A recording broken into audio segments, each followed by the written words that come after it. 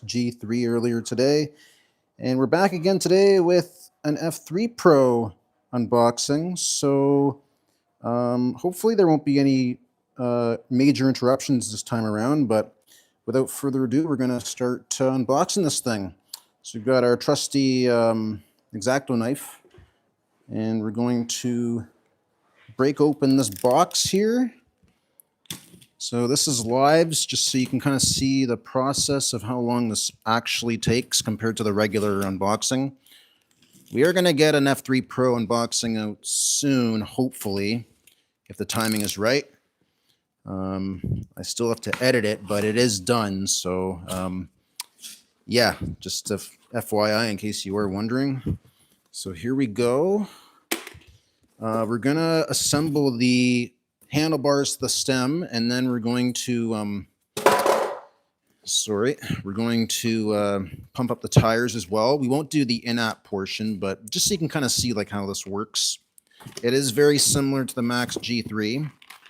We've got all our stuff in here.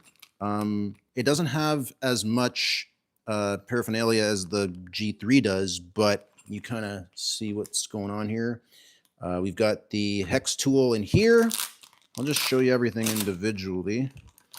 So we've got the hex tool here. We've got the screws. They give you 5 instead of 4, but 1 extra in case one gets stripped. I'll just put the stuff here. We've got 2 other Allen keys. I believe one is a 4mm and the other one is a 5mm. So you get 2 big ones. And then we've got the warranty manual and the instruction manual, just so you kind of, oh, and one more. It's very small. I couldn't see it. So it's a tiny one. I believe this is either the 2 or the 3. But you've got a lot of different Allen keys in there. So no need to buy one in case you don't have one. Or unless you really wanted a big one, then you can kind of go and get yours. Mine kind of looks like this. It's kind of you can get this at Canadian Tire. Or we've got one here as well on the shelf in case you just happen to be at our store. Okay, so I'm going to put all this stuff away except for our 4mm because we're going to need it for these screws. Just drop everything on the floor. And got more styrofoam. Yippee! Okay, so we're going to take these out of the plastic because there's so much stuff here. And I'm going to toss these bags aside. And lastly, we've got a charger here as well. I'm not going to take it out because there's so much stuff in here, but we're just going to lay that on the floor.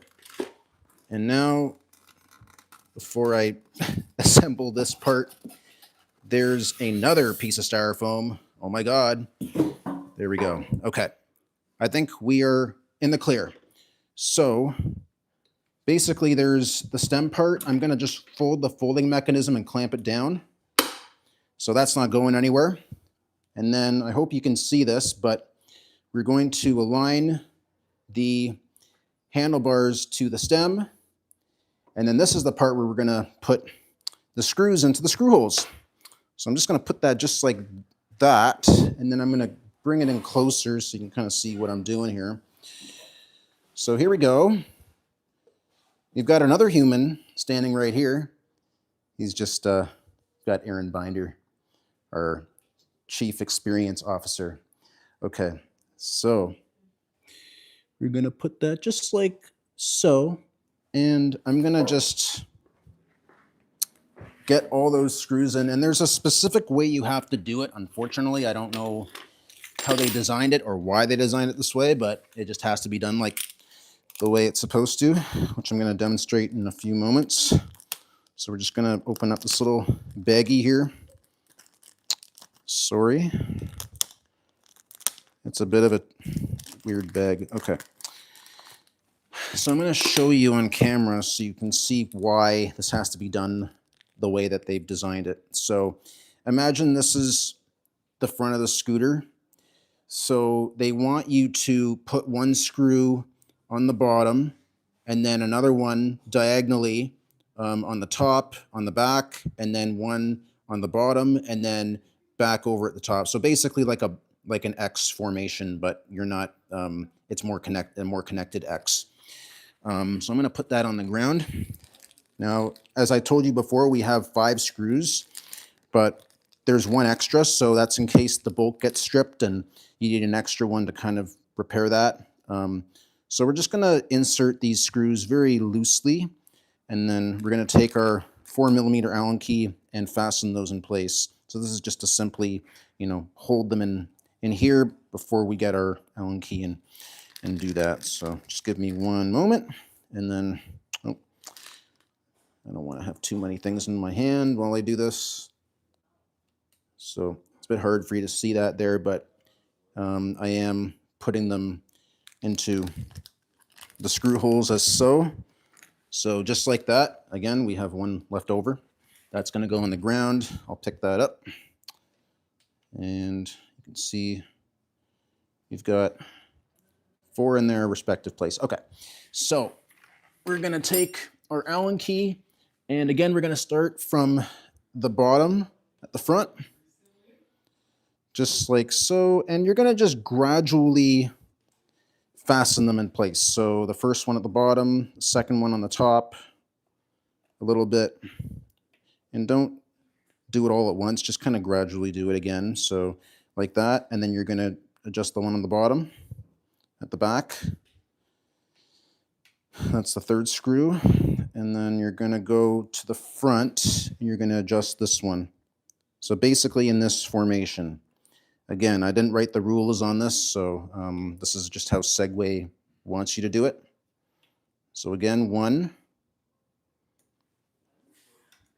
2,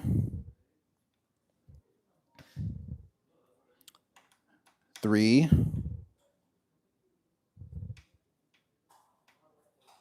and then 4, and then we're going to do it a couple times after. This one I think is basically in place. So again, 1, I'm going to have to use the other side and just make it easier for myself. 3, 4, it's almost done, and we have to use this side because it's a bit easier and you get more leverage from tightening it with the shorter end as opposed to the longer end. I think it's, wait, no, like that. 2, 3, and I think this one's almost done, so 4, and then we'll lift it out of the box. Right, oh, almost there. 4, okay, that's done. So just like that, all those screws are fastened in place. I'm just going to put this stuff on the, oh, just as I said that, the screw got away from me. Just want to make sure that that isn't all in one place there and we don't lose that screw, because that's important and the client will need that in case something happens to it. Okay, so now we're going to take the rest of the styrofoam and get this scooter out of the box. Now you can do it, so we're going to lift it out. When doing this, just make sure that you can grab a hold of the scooter because there's a lot of packaging. So up it goes.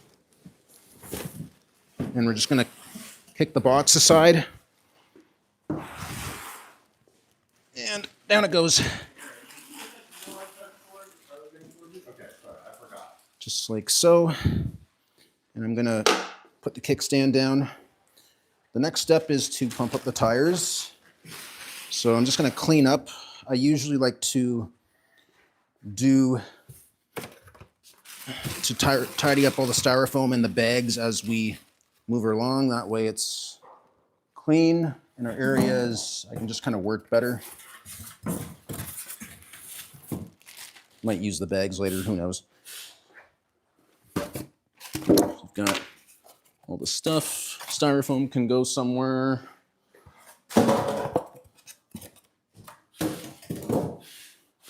All right, so again, we've got a whole bunch of different things. I'm just tidying up the area. Got this little notice from Segway. We'll get a little bag for this, that way the client can kind of just look at all the stuff that they're own doing. So all the stuff we'll just put aside.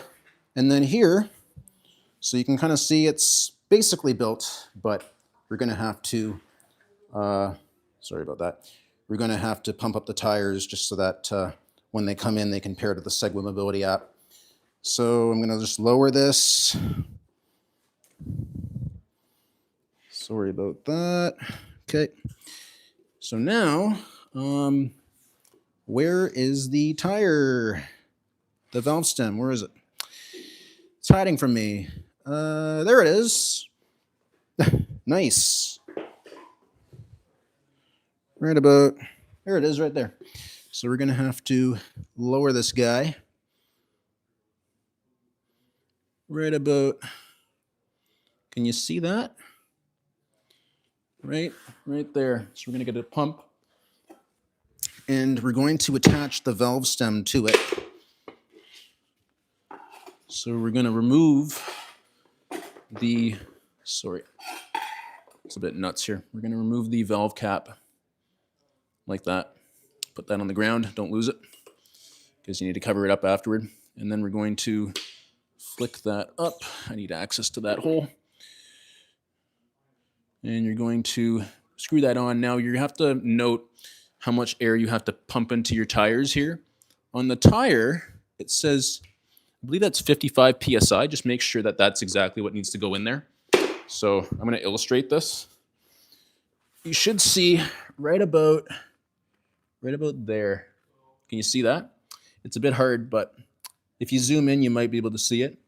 It's 55 PSI, which is the maximum on this tire. You can also check this in the instruction manual just in case you're trying to figure that out yourself. So we're going to just attach this pump here. And you're going to hear some hissing, but you want to make sure you don't hear any while you're pumping. That way you know that the connection is good and there's no air leaking out. So we're just going to pump up some air into it. And I'll stop right there. Now we're going to eject the valve extender from the valve stem. Any day now. And disconnected that. And the valve cap goes back on. Last tire. We're going to go to the rear. And just like so, you can see there's the valve cap right there that we're going to remove. How do I want to attack this? We're going to go like this probably. That's a bit easier. I'm going to try to flick that up a bit. Yeah, I'm probably here. Okay. Just so I can get around and I can show you. So right in the center there. This will be a lot less of a tutorial than the last one because there was a lot of interruption, but same deal. We're going to remove the valve cap once again, connect the valve extender to the valve stem. So you're hearing hissing because we have to make sure it's properly in place, and then we're going to pump air into the tire. You can hear hissing, adjust it. You can use an electric pump if you like. We just have a manual one here, and I prefer I like using the manual because you can control it a bit more. So again, we're going to disconnect the valve extender from the valve stem, and then you're going to take your valve cap and back on it goes. So yeah, we can't demonstrate the Segway Mobility app function because I would need another phone to do it, and I'm literally just recording this with my phone. But that is how you set up the F3 Pro just with the tire function or the tire pumping, and then basically unboxing it. So there you go. I'm going to ditch that box, and you have a great day.